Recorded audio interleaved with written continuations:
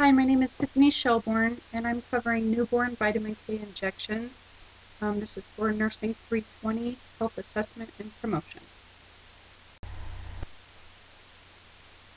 Vitamin K is important for newborns, and it's important that they get it within an hour after delivery.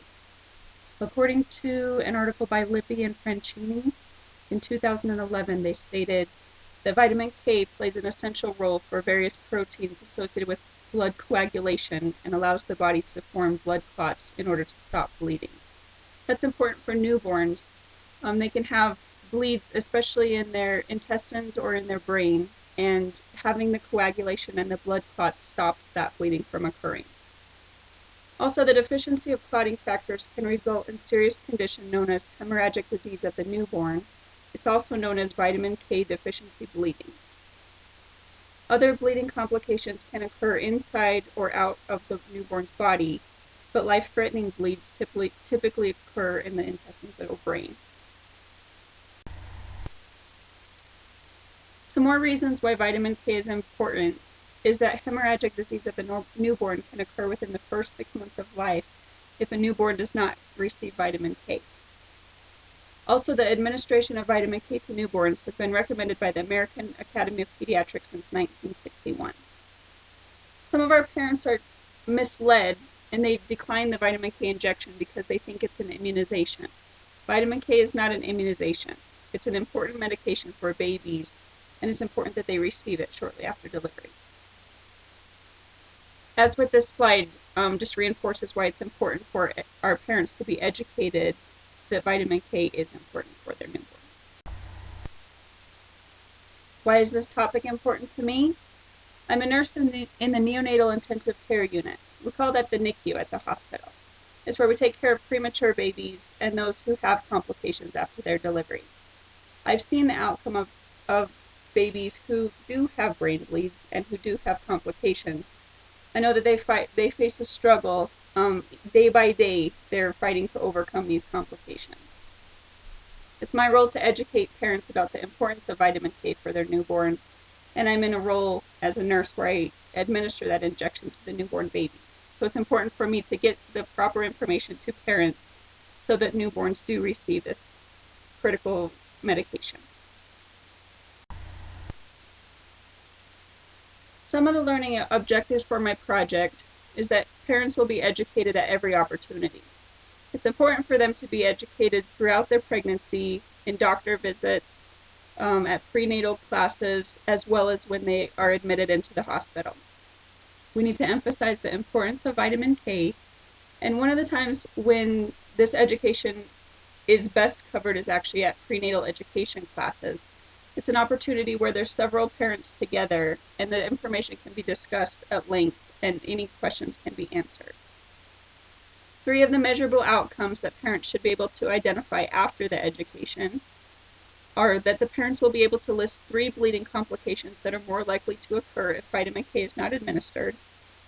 Parents will be able to identify the primary benefit of having the vitamin K shot given to their newborn. Parents will be able to identify why the vitamin K shot is recommended to be administered within 1 hour after delivery.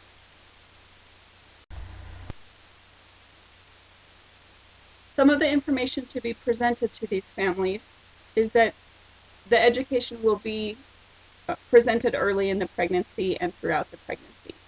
We want to use every opportunity we can to educate the families and let them know how important vitamin K is for their newborn.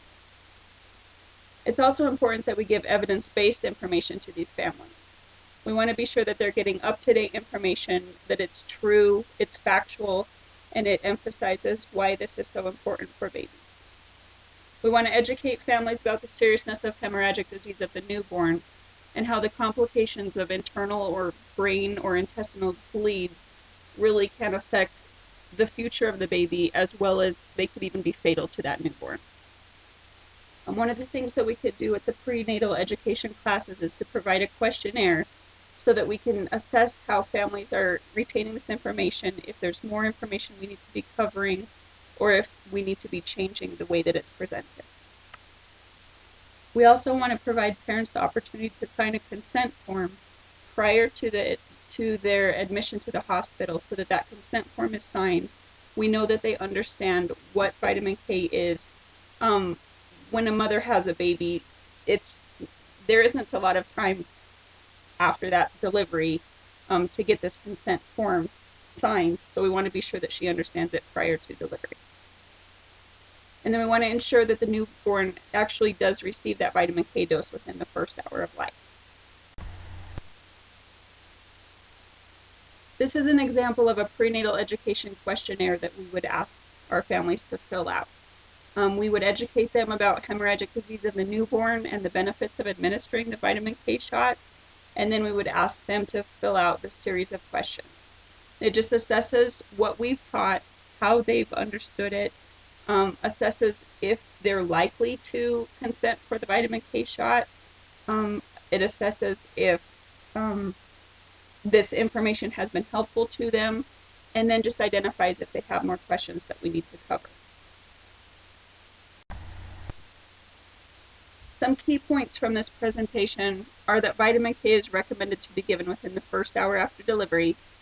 Vitamin K helps promote clotting factors which prevent potentially life-threatening bleeds in newborns. Parents need to receive evidence-based information about why vitamin K is so important for newborns. And parents should be educated throughout the pregnancy so questions can be answered prior to the delivery.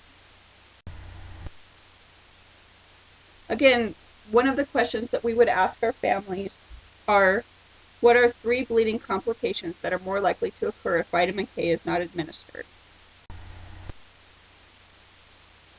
An answer to this question would be that some of the bleeding complications are more likely to occur if the vitamin K isn't administered would be that hemorrhagic disease of the newborn that I was discussing previously. It's also called vitamin K deficiency bleeding, so we want to be sure that the parents understand that this is the same thing, it just has a little bit different name.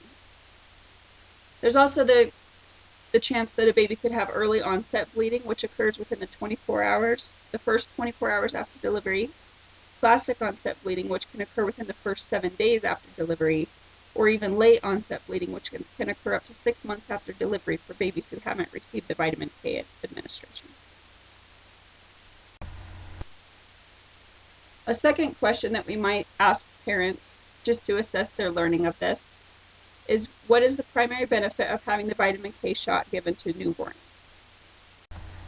An acceptable answer to this question would be that the primary benefit of having a vitamin K shot given to newborns is to prevent potentially fatal bleeding complications. The CDC identified in 2014 that most of the life-threatening bleeds occur in the intestines or brain. A third question that we would assess parents and ask them is, why is it recommended that the vitamin K shot should be given within 1 hour after delivery? The answer to this is that it should be given within 1 hour after delivery to reduce or eliminate bleeding that may have already occurred, even though it may be unsymptomatic. Sometimes babies might have a bleed in their brain and we wouldn't even know it until it's too late. Sometimes babies spend 2 days in the hospital and then go home and they don't show any symptoms until a few days later. It's important that we catch that early, and the vitamin K shot can reduce those complications.